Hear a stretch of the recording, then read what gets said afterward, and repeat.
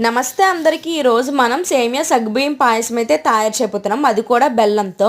మీరు ఎప్పుడు మీ ఇంట్లో బెల్లంతో చేస్తుంటే ఈ పాయసం అనేది విరిగిపోతుందా? అయితే నేను చూపించిన విధంగా ఒక్కసారి మీరు ట్రై చేయండి. విరవకుండా ఈ కీర్ అనేది మంచి టేస్ట్లో వస్తుంది.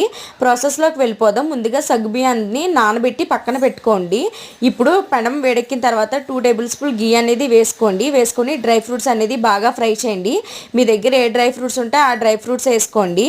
ఇప్పుడు సేమియాలు కూడా డ్రై ఫ్రూట్స్ వేగిన తర్వాత సేమియాలు కూడా అదే కడాయిలో వేసి బాగా ఫ్రై చేయండి. ఇలా ఫ్రై అయిన సేమియాలను కూడా పక్కకు తీసి పెట్టుకోండి.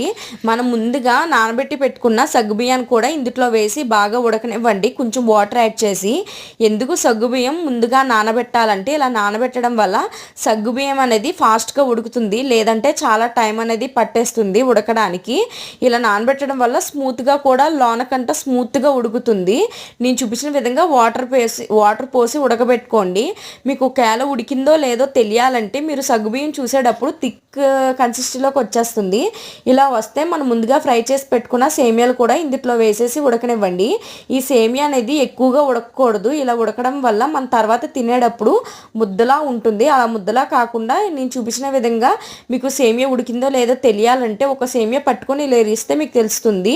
ఇప్పుడు ఇలాచీ పౌడర్, నెక్స్ట్ బెల్లం పౌడర్ కూడా వేసి బాగా మిక్స్ చేసుకోండి. మిక్స్ చేసి స్టవ్ అనేది ఆఫ్ చేసేయండి. నేను పక్కన ఈలోపు పాలు కూడా మరిగించి పెట్టుకున్నాను.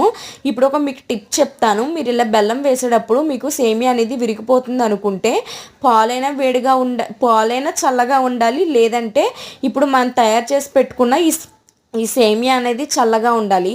ఈ రెండిట్లో ఏది చల్లగా ఉన్నా మిక్స్ చేసుకుంటే పాలు అనేవి విరగవు.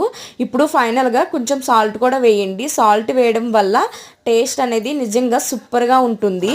ఇప్పుడు ఇలా ఒక్కసారి పాలు ఇవన్నీ మిక్స్ చేసిన తర్వాత మనం ముందుగా డ్రై ఫ్రూట్స్ని ఫ్రై చేసి పెట్టుకున్నాం కదా, ఈ డ్రై ఫ్రూట్స్ కూడా వేసేయండి.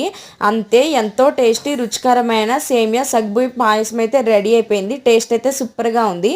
ఇలాంటి మంచి వీడియోస్ కోసం మన ఛానల్ని సబ్స్క్రైబ్ చేయండి, లైక్ చేయండి, షేర్ చేయండి. Bye bye friends.